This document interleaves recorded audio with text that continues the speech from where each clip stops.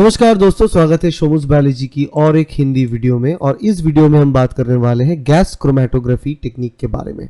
Gas chromatography को GC technique भी बोला जाता है और जीसी क्रोमेटोग्राफी। तो गैस क्रोमेटोग्राफी क्या है, चलिए देखते हैं।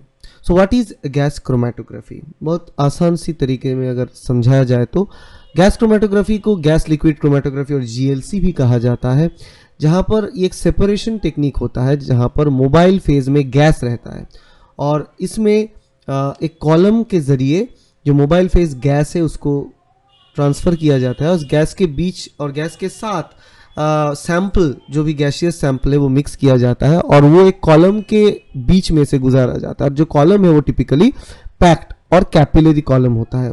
तो कॉलम में स्टेशनरी फेज मतलब फिक्स्ड फेज होता है और गैस जो है ये लिक्विड और मोबाइल फेज होता है।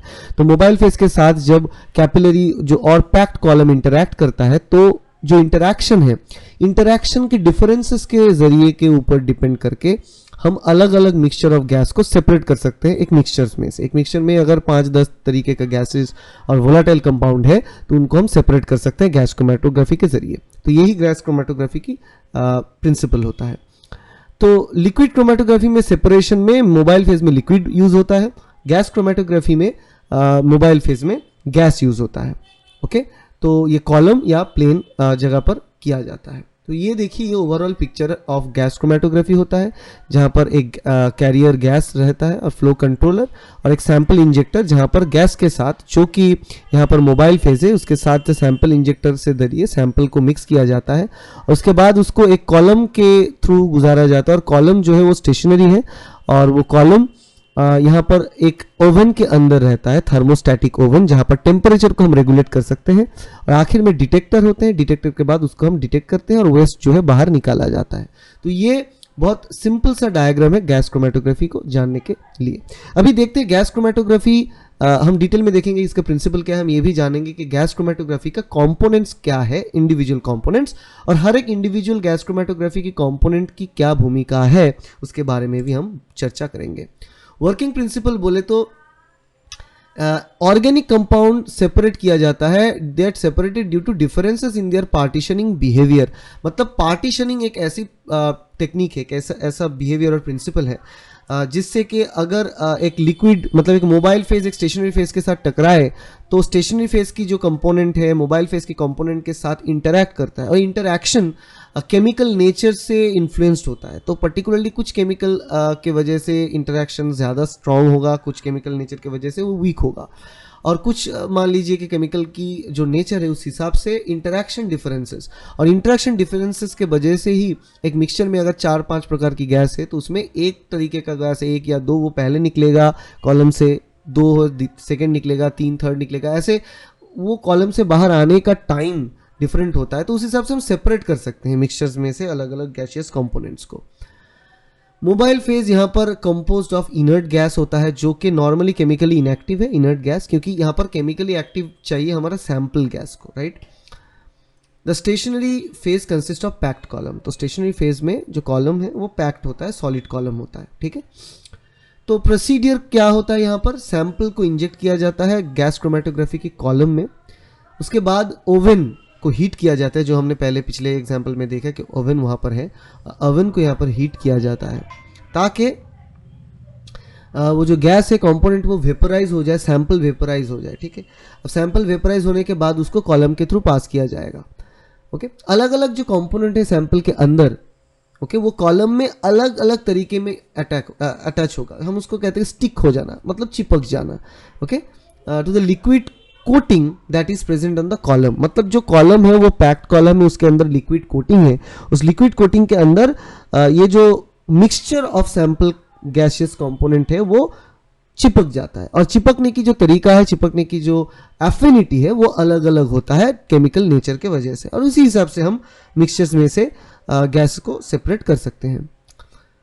तो जब भी सब्सटेंस कॉलम को छोड़ के बाहर आता है, डिटेक्टर उसे डिटेक्ट कर लेता है। तो डिटेक्टर एक सिग्नल जनरेट करता है, वो वोल्टेज हो सकता है, वो प्रोपोर्शनल होता है सब्सटेंस के हिसाब से। मतलब अगर सिग्नल बहुत ज़्यादा है, वोल्टेज बहुत ज़्यादा है, इसका मतलब है बहुत ज़्यादा सब्सटेंस आ गया, कम है तो कम सब्सटेंस आ गया। तो इस पिक्चर में आप देखो यही होता है, ये जो थर्मोस्टैटिक ओवन है इसके अंदर टेम्परेचर रेगुलेट होता है, इसके अंदर कॉलम रहता है और सैंपल स्टेशनरी फेज के जो स्टेबल कंपोनेंट है उसके साथ चिपक जाता है, उस हिसाब से ही हम इसको डिटेक्ट करते हैं, राइट। तो ये गैस क्रोमेटोग्राफी की प्रोसीडियर बहुत सिंपल सा वे में प्रोसीडियर है। अभी देख लेते हैं कि गैस क्रोमेटोग्राफी के कंपोनेंट्स क्या क्या है। पहली बात तो यहाँ पर कैरियर गैस, सेकेंड आता है यहाँ पर फ्लो रेगुलेटर, मतलब कितना फ्लो मेंटेन होगा, क्योंकि कैरियर गैस अगर फ्लो ज़्यादा हो कम हो उसके हिसाब से वो कैसे कॉलम के थ्रू मूव करेगा वो डिपेंड करता है, राइट। उसके बाद आता है इंजेक्टर, जहां पर हम सैंपल को इंजेक्ट करते हैं। उसके बाद आता है column, basically the most important part, जिसके अंदर स्टेशनरी फेज रहेगा और जिसके थ्रू जो मोबाइल फेज गैस है वो पास करेगा। यहाँ पर यूरिनरी फेज, स्टेशनरी फेज जो है, यहाँ पर स्टेशनरी फेज जो कॉलम की कंपोनेंट है जो फिक्स रहता है कॉलम के अंदर। ओवन ऑब्वियसली इंपॉर्टेंट है क्योंकि ओवन के अंदर ही कॉलम प्लेस्ड रहता है, और ओवन एक थर्मोस्टैटिक ओवन है, इसका मतलब है हम इसका टेम्परेचर इंक्रीज भी कर सकते हैं, डिक्रीज भी कर सकते हैं। अब आता है डिटेक्टर ओवन के बाद, मतलब जब भी कोई गैस मिक्सचर्स में से एक एक करके बाहर आने लगे तो डिटेक्टर उसको डिटेक्ट करेगा, और यहाँ पर वोल्टेज मेडिएटेड डिटेक्शन होता है, और भी अलग अलग प्रकार के डिटेक्शन है जो हम बाद में बात करेंगे। और आखिर में होता है डिस्प्ले डिवाइस, मतलब डिटेक्शन जब हो जाए तो एक डिस्प्ले डिवाइस जो मॉनिटर होता है, जहाँ पर ये रिजल्ट्स डिस्प्ले होता है। बेसिकली रिजल्ट्स जो है ग्राफिकल रिप्रेजेंटेशंस होते हैं, उसी से ग्राफ के पीक की हाइट से हमें पता चलता है कि कितना अमाउंट में ये जो गैस है वो बाहर आ रहा है और डिटेक्ट हो रहा है।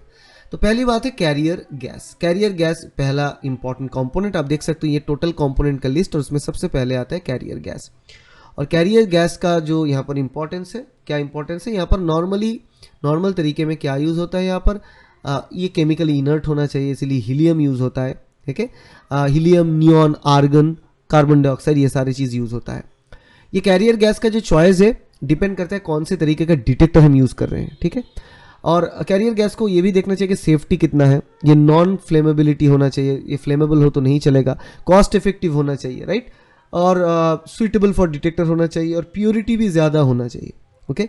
Career gas system contains molecular sieve, जहाँ पर मॉलिक्यूलर सीव रहता है जिससे कि वाटर और अलग जो इम्प्योरिटीज़ गैस के अंदर मौजूद होगा, यहाँ पर वाटर को भी इम्प्योरिटी माना जाएगा क्योंकि प्योर गैस चाहिए, तो उसको हम निकाल लेने के लिए यहाँ पर मॉलिक्यूलर सीव रहता है, जिसका प्राइस थोड़ा यहाँ पर हाई रहता है। और ये गैस इजीली अवेलेबल होना चाहिए, और इसका जो एक टोटल पैरामीटर्स यहाँ पर दिया हुआ है, okay, you can see that. अभी बात कर लेते हैं second, flow meter. Flow meter आ जाता है सेकंड इंपॉर्टेंट कंपोनेंट यहाँ पर। फ्लो मीटर कैसे दिखने में है, यहाँ पर लेफ्ट साइड पे आपका पिक्चर है। फ्लो मीटर यहाँ पर देख सकते हो, ये फ्लो कंट्रोलर है, फ्लो मीटर है। फ्लो मीटर का क्या काम है, ये गैस को डिलीवर करता है यूनिफॉर्म प्रेशर और यूनिफॉर्म फ्लो रेट में। तो प्रेशर जो है एक मेंटेन प्रेशर में डिलीवर करना है, अगर प्रेशर ज़्यादा हो गया, कम हो गया, डिटेक्शन के टाइम पे प्रॉब्लम आ सकता है, ग्राफ में नॉइज आ सकता है, राइट। तो इसीलिए इसको ध्यान में रखना चाहिए। तो ये हो गया फ्लो मीटर, ठीक है। अभी चलिए मूव करते हैं अगले जो चीज़ है यहाँ पर वो होता है इंजेक्टर। इंजेक्टर कहाँ पर, ये देखिए ये है इंजेक्टर। इंजेक्टर फ्लो मीटर के बाद ही होता है, जहाँ पर एक सिरिंज जैसा स्ट्रक्चर मौजूद है जिससे कि हम सैंपल को अंदर इंजेक्ट करते हैं, राइट। तो बेसिकली ये इंजेक्टर का काम है सैंपल को इंजेक्ट करना, ओके, सैंपल को इंट्रोड्यूस करना, कहाँ पर, कॉलम के अंदर।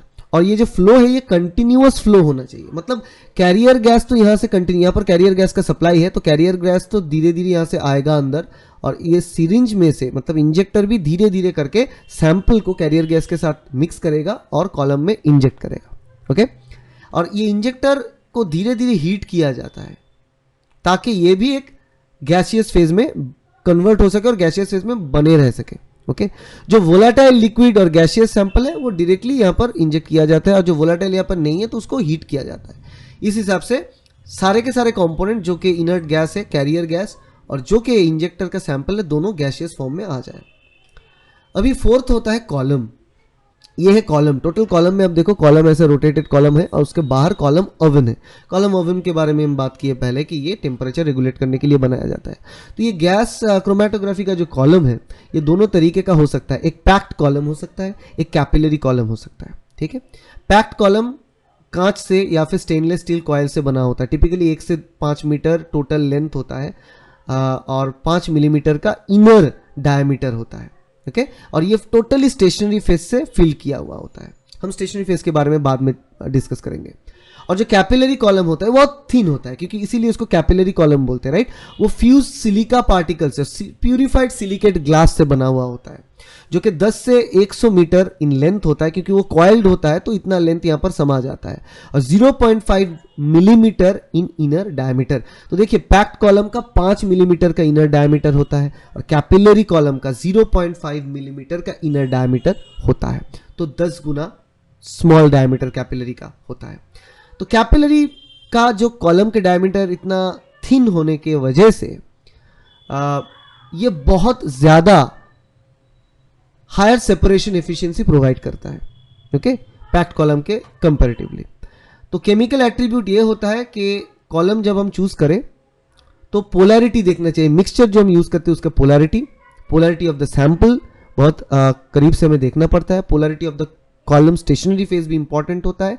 तो स्टेशनरी फेज का पोलैरिटी, सैंपल का पोलैरिटी, मेन केमिकल एट्रीब्यूट हमें जानना होता है, तब जाके हम पर्टिकुलरली चूज करते हैं कि इस प्रोसेस के लिए, इस गैस क्रोमेटोग्राफी के लिए कैपिलरी कॉलम यूज करें या फिर पैक्ड कॉलम यूज करें। कैपिलरी कॉलम का प्राइस भी थोड़ा ज्यादा आता है। अभी यहाँ पर देख ले अलग अलग जो कॉलम मौजूद है उसका स्टेशनरी फेज क्या है और कॉमन एप्लीकेशंस क्या होता है। देखिए पॉलीडाइमिथाइल सिलोक्सेन यूज करते हैं, नाम यहाँ पे जानने की जरूरत नहीं है। Application general purpose non polar phase अगर है तो हम इसको यूज करते हैं। उसके बाद ये देखो और एक है polysiloxane, fatty acid, methyl asters, alkaloid drugs, ये सारे कंपोनेंट्स के लिए हम यूज करते हैं। पॉलीसिलोक्सेन 50% फिनॉल, 10% फिनॉल था पहले, या 50% फिनाइल है, okay. 50% phenyl drugs, steroids, pesticides, glycols को देखने के लिए, उस मिक्सचर्स को सेपरेट करने के लिए यूज किया जाता है। अब पॉलीसिलोक्सेन देखो यहाँ पर और एक एग्जांपल दिया हुआ है, अलग अलग केमिकल कंपोनेंट्स यहाँ पर मेंशन्ड है, ओके। ये chlorinated aromatics, okay, alkyl substituted benzene से के लिए यूज किया जाता है। पॉलीथिनिल ग्लाइकॉल पेग को यूज किया जाता है free acids, alcohol, ethers, essential oils, glycols सबको डिटेक्ट करने के लिए।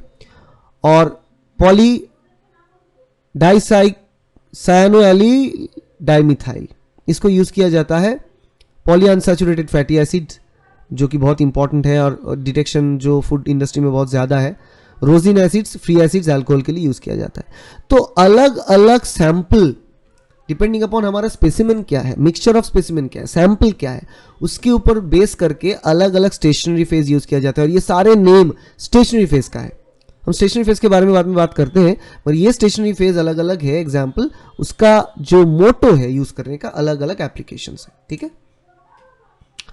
अब स्टेशनरी फेज के बारे में भी बात कर लेते हैं। यहाँ पर देखिए, यहाँ पर उसके पहले एक सेकेंड, टेम्परेचर कंट्रोल डिवाइस, इसके बारे में बात कर ले। टेम्परेचर कंट्रोल डिवाइस, तो टेम्परेचर कंट्रोल डिवाइस भी बहुत इंपॉर्टेंट है। देखिए यहाँ पर कॉलम जिस चीज के अंदर होता है, जिस जैकेट के अंदर होता है, वही होता है कॉलम ओवन और टेम्परेचर कंट्रोल डिवाइस। तो यहाँ पर प्री हीटर्स होता है जो कि सैंपल को वेपर फॉर्म में कन्वर्ट करता है, राइट। क्योंकि देखिए सैंपल अगर गैस फॉर्म में कन्वर्ट ना हो तो गैस क्रोमेटोग्राफी का कोई फायदा ही नहीं, राइट।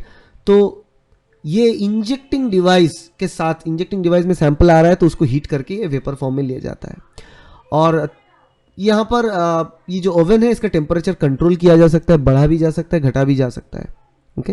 और टेम्परेचर मेंटेन करने के लिए ये जैकेट यहाँ पर ऑलवेज मौजूद होता है, ये कॉलम ओवन ऑलवेज मौजूद होता है। यहाँ पर लेफ्ट हैंड साइड में पिक्चर देखो, यहाँ पर फ्लो जा रहा है, इसको गैस ओवन, कॉलम ओवन दो अलग अलग है। गैस ओवन जो है प्रीहीट ओवन भी कहा जाता है, जहां पर हीट कर दिया जाता है ताकि जो सैंपल है वो गैस फॉर्म में कन्वर्ट हो जाए, वेपर फॉर्म में कन्वर्ट हो जाए।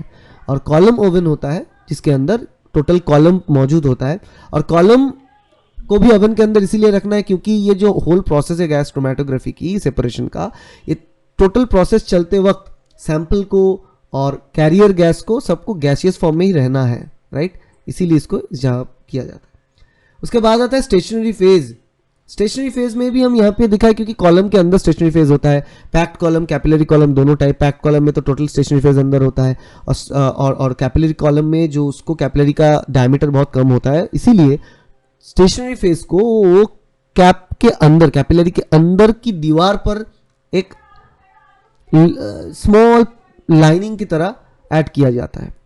तो स्टेशनरी फेज यहां पर देखो, for every polar sample polythene glycol को यूज किया जा सकता है फॉर एवरी पोलर सैंपल। कोई भी पोलर सैंपल अगर आप ले लो तो पॉलीथिलीन ग्लाइकॉल यूज कर सकते हो। बहुत कॉमनली यूज स्टेशनरी फेज होता है जिसका थिकनेस 0.25 माइक्रोमीटर होता है।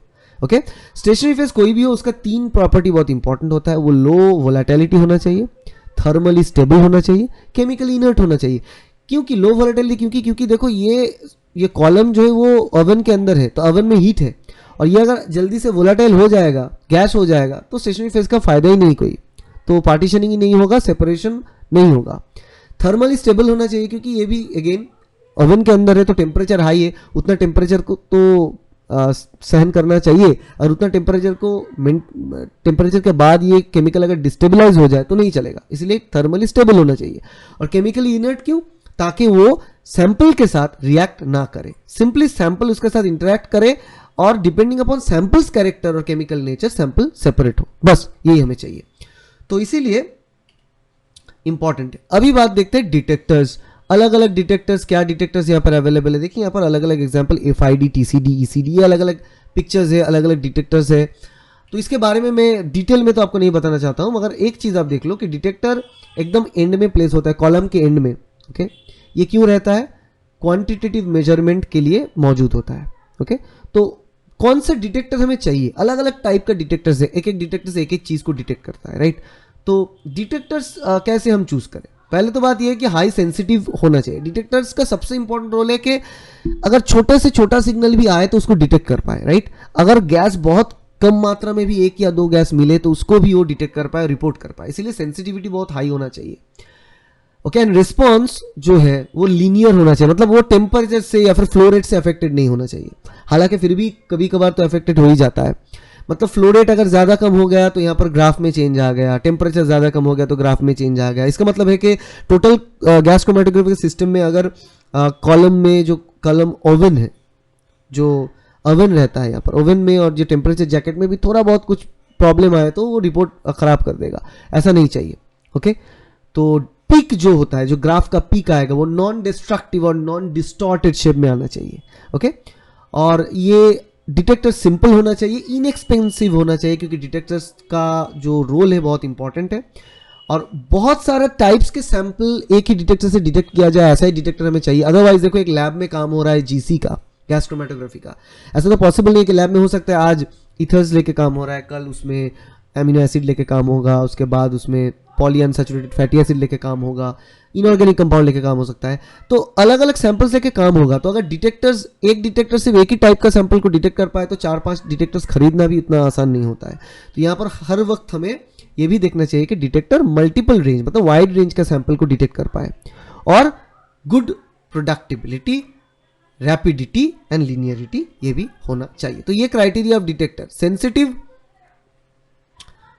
Overheat, operate at 0 to 400 degree Celsius temperature में ऑपरेट करना चाहिए, स्टेबल एंड रिप्रोड्यूसिबल होना चाहिए, लीनियर रिस्पॉन्स होना चाहिए, वाइड डायनेमिक रेंज होना चाहिए, फास्ट रिस्पॉन्स होना चाहिए, सिंपल एंड रिलायबल होना चाहिए, नॉन डिस्ट्रक्टिव होना चाहिए, और यूनिफॉर्म रिस्पॉन्स टू ऑल एनालाइट्स होना चाहिए। मतलब जो भी एनालाइट्स हम दे उसमें कोई बायसनेस डिटेक्टर का नहीं होना चाहिए।